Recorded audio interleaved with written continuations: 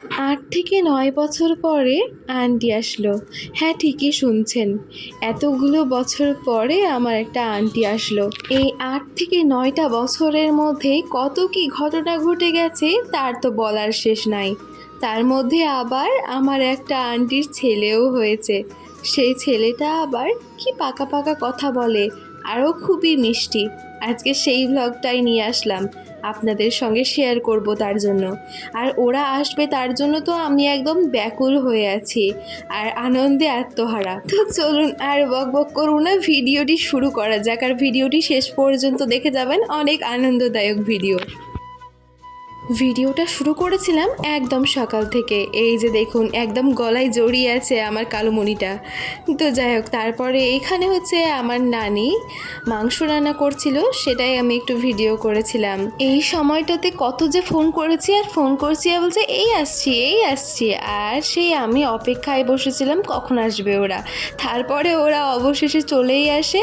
আর আসা মাত্রই তো আমার সব, এই যে ছাগল দেখেছে, বাড়িতে ছাগল আছে, এবার সেই আনন্দে তো ও আত্মহারা। তো যাই হোক, ওর পাকা পাকা কথা আমি একটু পরে শোনাচ্ছি। তার আগে এখানে এই যে ওদের নাস্তার আয়োজন করা হয়েছিল, সেইগুলোই মা সার্ভ করে দিচ্ছিল, তো সেটাই আমি একটু ভিডিও করে নিয়েছিলাম।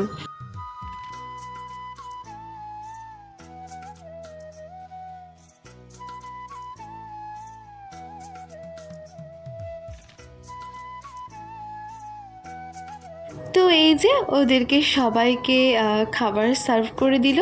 তারপরে এখানে হচ্ছে আমিও নিয়ে চলে আসলাম একটু সামাই। তারপরে সেটা আমি খেয়ে নিচ্ছিলাম একটু। এইসব জিনিসগুলো বেশ ভালোই লাগে খেতে, তাই না? আর বাড়ির জিনিসের তো স্বাদ একটু বেশিই হয়, তাই নয় কি? তারপরে আমি গপাগপ খেয়ে নিয়েছিলাম। তারপরে আমার মা ওকে নিয়ে গিয়েছিল বাগান, মানে একবার বাগানটা ঘোরাতে গিয়েছিল। ছোট বাচ্চা তো বুঝতেই পারছেন। তো যাই হোক, ওকে একটু ঘোরাতে নিয়ে গিয়েছিল। তো বাগানে গিয়ে দেখে অনেক আম পড়ে আছে। এবার সেই আমগুলো ও যেন কুড়িয়ে এনেছে।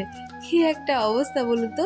সেই আমগুলো কুড়িয়ে এনে এখন বলছে যে ও চাটনি খাবে, এরকম একটা অবস্থা। দিয়ে নানাকে দিল, বলছে নানু আপনি নেন, দিয়ে এই আমগুলো একটু খোসাটা ছড়িয়ে দেন তো। দিয়ে এইভাবে বললো, দিয়ে আবার নানা কাজে লেগে পড়লো। দিয়ে ও পাকা পাকা কথা বলা শুরু করলো। চলুন একটু দেখাই। তোমার নাম কি গো? তোমার নাম? আমার নাম আমার নাম শিখা। তোমার নাম বলো।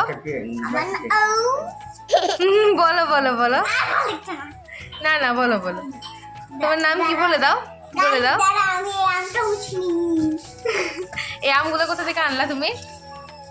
তুমি এই আমগুলো কোথা থেকে আনলা? জঙ্গলে জঙ্গল থেকে?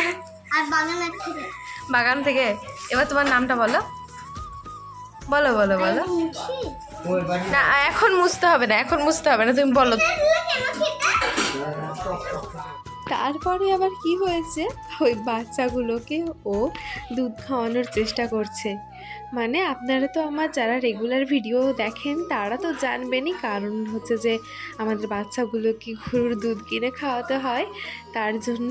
আর এখানে এই সাইডে ও আবার মানে মায়ের কাছ থেকে নিয়ে খাওয়াচ্ছে। মানে ও বলছে যে আমি পারবো খাওয়াতে, তাই বলছে, দিয়ে খাওয়ানোর চেষ্টা করছে। কিন্তু আর এইদিকে মাও ধরছে, কিন্তু মাকে ধরতে দিচ্ছে না, বলছে যে না আমি খাওয়াতে পারবো, আমাকেই দেন। তো যাই হোক, ওর সঙ্গে অনেক মজাই করলাম। এবার হচ্ছে স্নান করে চলে আসলাম। এবার হচ্ছে খাওয়ার টাইম হয়ে গেছে, তার জন্য মা সব সার্ভ করে দিচ্ছিল। তো এবার আন্টিদের সবার খাওয়া হয়ে গেছে, এবার হচ্ছে যে আমরা খাবো, তার জন্য মা আমাদেরকে ভাতটা বেড়ে দিচ্ছিল।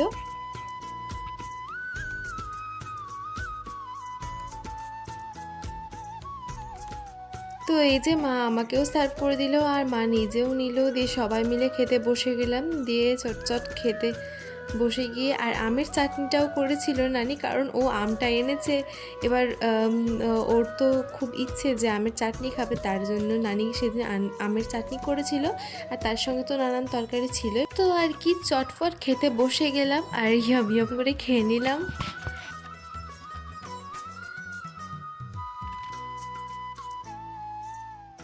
তারপরে খেয়ে দিয়ে কিছুক্ষণ রেস্ট নিয়ে তারপরে আবার আমি আর মা এই যে বেরিয়ে পড়েছি।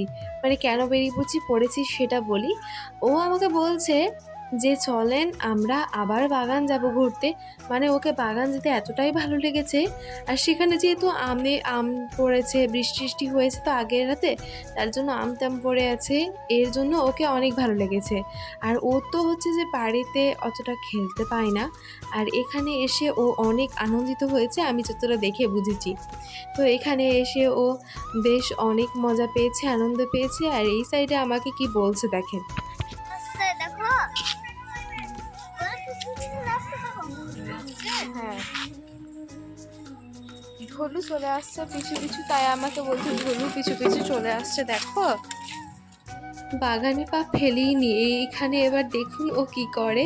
আমার ওড়নাটা নিচে পড়ে গেছিলো, সেটা কিন্তু আমি ভিডিও করছিলাম তখন খেয়ালই করিনি, কিন্তু ও কিন্তু ছোট বাচ্চা হিসেবেও ও আগে কিন্তু খেয়াল করেছে। দিয়ে ও তাড়াতাড়ি করে তুলে বলল যে এই দেখেন আপনার ওড়নাটা পড়ে গেছিলো যে আপনি দেখতে পাননি। দিয়ে ও আবার তুলে দিল। আর এইদিকে দেখুন আম তুলছে আর কি বলছে।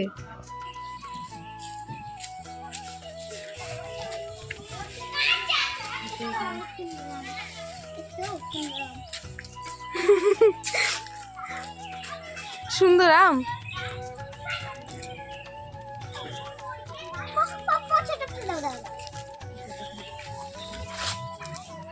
এটা পচা, ফেলে দাও ওটা। ওই দিকে চলে গেছে। মানে ব্যাপারটা কি হয়েছে, ও তো ছোট বাচ্চা তাই হয়তোটা বুঝতে পারেনি। মানে ও পচা আম কোনটাকে বলছে, যেটা মানে একটু শুকিয়ে গেছে আমটা, সে আমটা কিন্তু ওর কাছে পচা, তার জন্য ও আর ওটাকে নিচ্ছে না। মানে যেটা একদম তাজা তাজা মানে পড়েছে কেবলে, এই রকম একটা ব্যাপার, যখন একদম মানে কোনো শুকনো ভাব নেই, একদম পুরো কাঁচা কাঁচা ভাবে আছে, সেইগুলো তুলে তুলে নিচ্ছে আর ওইগুলোকে ফেলে দিচ্ছে। কি একটা অবস্থা। আর এখানে এই যে আমি ওর সঙ্গে ছবি তোলার জন্য বললাম যে ছবি তুলবো আসো, তো ও করেছে কি আমার কোলেই বসে গেছে একবারে পুরো। তো তারপরে ছবি কয়েকটা তুললাম, তারপরে ও ছুট্টে বাগানে নেমে পড়লো, একদম সেই দৌড়ে নেমে পড়েছে। আর এতটাই আনন্দিত ও, মানে ওর মুখে হাসি দেখে, ওর হাব ভাব দেখেই বোঝা যাচ্ছিল যে ও কতটা খুশি হয়েছে। আর এই প্রাকৃতিক দৃশ্যে কার না ভালো লাগে বলেন তো। এই জায়গাটা আরও সুন্দর ছিল, এই যে বাগানটা, এই বাগানটা আরও সুন্দর ছিল। কিন্তু এক সময়ে ওই যে বললাম না যে এই 9 থেকে 8 বছরের মধ্যে কত কি ঘটে গেছে তার ঠিক নেই। আপনাদেরকে একটু কয়েকদিন আগের ছবি দেখাই, দেখুন এই যে আগের অবস্থা। এই জায়গাটা কতটা সুন্দর ছিল আর পুরো গাছে ভরা ছিল, কিন্তু কিছু কারণবশত সেই গাছগুলোকে কেটে দিতে হয়েছিল। গাছগুলো অনেক বয়সও হয়েছিল। আর তার সঙ্গে সঙ্গে আরও একটা কারণ, সেটা হচ্ছে এটা হচ্ছে আমাদের বংশের বাগান, সেই বাগানটা ভাগ হবে, তার জন্য ভাগের জন্য এই গাছগুলোকে কেটে দিচ্ছিল। মায়াও লাগছিল, কিন্তু কিছু করার নেই। আগে কি সুন্দর অবস্থায় ছিল, আর এখন একদম কেটে দিয়েছে, পুরো খা খা করছে বলতে গেলে। কিন্তু পুরো কেটে দিলেও হলেই বা কি কিছু করার নেই, তবুও কিন্তু আমাদের এই যে বাগানটা সেটা অনেক সুন্দর, তাই না? বলেন তো, আপনারাই বলেন একটু যে কেমন। তো যাই হোক, ও হাঁটছিল, হাঁটতে হাঁটতে হোঁচট খেয়ে গিয়েছে। মা এই সাইডে ভিডিও করছিল, বুঝতে পারেনি, আর আমি ওইদিকে হাঁটছিলাম, আপনারা তো ভিডিওতে দেখলেনই। তারপরে আবার দৌড়িয়ে আসলাম, এসে আবার ওকে করলাম। তারপরে আমরা হচ্ছে যে বাগান থেকে চলে আসলাম, আর এসে দেখি ধলু এখানে দাঁড়িয়ে আছে। ও হচ্ছে বাগানে পুরো চলে যায়নি, এই সাইডেই ছিল। তারপরে আমরা বাড়ির সামনে আসি, বাড়ির সামনে পুকুরে আছে হচ্ছে ধলু, ধলু না, কালু রয়েছে। তো এবার মানে ধলুর ভাই, এটা আপনারা আগের ভিডিওতে অবশ্যই দেখে থাকবেন। তো ওকে ডাকছিলাম, কালু কালু করে ডাকছিলাম, আর ও কিন্তু ছুটতে চলে আসছিল। দেখুন তো, মানে একটা মানে ছাগলকে বা অন্য কোনো পশুকে যদি ভালোবাসা হয়, তাহলে তারা কিন্তু ভালোবাসার কদর দিতে পারে, তারা কিন্তু মান বুঝে। সেটারই একটা উদাহরণ এইটা। কোনো মানুষকে যদি একবার ডাকা হয়, সে কিন্তু বারবার সাড়া দেয় না, বা এক ডাক সাড়া দিয়ে চলে আসে না, কিন্তু ওরা এমনই, একবার ডাকলে ঠিক চলে আসে।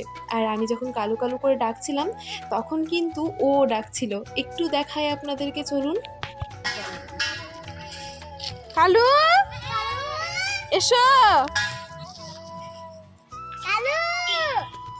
কালু কই এসো এসো চলে এসো চলে এসো। কালু কালু কালু তোমার ডাকে চলে এসো না নাকি? আমি তো কালু এসো কালু এসো চলে এসো। ও কিন্তু বারবার ডাকে সাড়া দিয়ে ও ঠিক চলে আসলো। তো বন্ধুরা যাই হোক, আমি একটু একটা কথা বলি। এটা হচ্ছে 1 সপ্তাহ আগের ভিডিও আমি পোস্ট করছি এই সময়ে, কারণ পোস্ট দেওয়া হয়নি আর নেটও তো অফ ছিল, আমাদের এখানে নেট অফ করে দিয়েছিল, তার জন্য পোস্ট দেওয়া হয়নি। তো আমি বেশ অনেক দিন পরেই পোস্ট করছি ভিডিওটা। তো বন্ধুরা এখন কিন্তু এই কালু যাকে দেখছেন ভিডিওতে, সে কিন্তু অনেক অসুস্থ রয়েছে। মানে ওকে এই ডাক্তার এসে দেখে যাচ্ছে, অনেক ওষুধও খাওয়াচ্ছি, তবুও ও কিন্তু অনেকটাই অসুস্থ। আপনারা দোয়া করবেন যাতে ও একটু তাড়াতাড়ি সুস্থ হয়ে যায়, কারণ ছাগল গরুর এই সবের কষ্ট একদম সহ্য করা যায় না। আর যেহেতু ছোট থেকে মানুষ হওয়া দেখা, জন্ম হতে দেখা, সেই বাচ্চা যদি অসুস্থ হয়, যদি কষ্টে থাকে, তাহলে অবশ্যই কষ্ট হবে। তো আপনারা একটু দোয়া করবেন যাতে ও তাড়াতাড়ি সুস্থ হয়ে যায়, আগের মতো চচ্চড়ে হয়ে যায়। এই যে যেমন ডাকে সাড়া দিচ্ছে তেমন সাড়া দেয়। এখন কিন্তু এমন অসুস্থ হয়ে গেছে যে ও ডাকি তো আস্তে আস্তে সাড়া দেয়, এই যে জোরে জোরে সাড়া দিচ্ছিল সেটা আর দেয় না। মানে এতটাই ওর কষ্ট হয় আর এতটাই ওর ইয়ে হয়েছে, অসুস্থ রয়েছে। আপনারা দোয়া করবেন যাতে তাড়াতাড়ি ও সুস্থ হয়ে যায় আগের মতোই। তো যাই হোক, অনেক কথা বললাম। বেশ কিছুক্ষণ পরে বাড়ি চলে আসি। বাড়ি চলে আসার পরে বেশ কিছুক্ষণ কাটানোর পরে এবার ওরা হচ্ছে চলে যাচ্ছে। তো চলে যাওয়ার সময় ও দেখুন কি বলে। আবিন এদিকে তাকাও, তুমি চলে যাচ্ছ? বাই বাই তো আমাদেরকে মিস করবা না? তুমি করবা? আবার কবে আসবা বলো? আবিন তুমি আবার কবে আসবা? কবে আসবা আবার? তুমি শুনো, তুমি কবে আসবে বলে দাও। হ্যাঁ কবে? পরশু? কি বলছে? 10 দিন? ও 10-15 দিন পর। আবিন, শুনো তুমি কিন্তু আসো। হ্যাঁ, এটা আমার বড় দিদির মেয়ে। তো ওরা চলে যাচ্ছিল, অনেক মনটাও খারাপ করছিল, কিন্তু চলে যেতেই হবে, কিছু তো করার নেই। আর ওরা থাকেও নি, এসে এত বছর পরে আসলো, কিন্তু ওরা থাকেনি, কিছু কারণবশত ওনাদেরকে চলে যেতে হয়েছিল। তো চলে যাওয়ার সময় ওর মনটা খারাপ ছিল, তো একটু যাওয়ার সময় মন তো খারাপ হবেই। আবিন টাটা। আবার আসিও। হ্যাঁ, আবার এসো। হ্যাঁ, টাটা।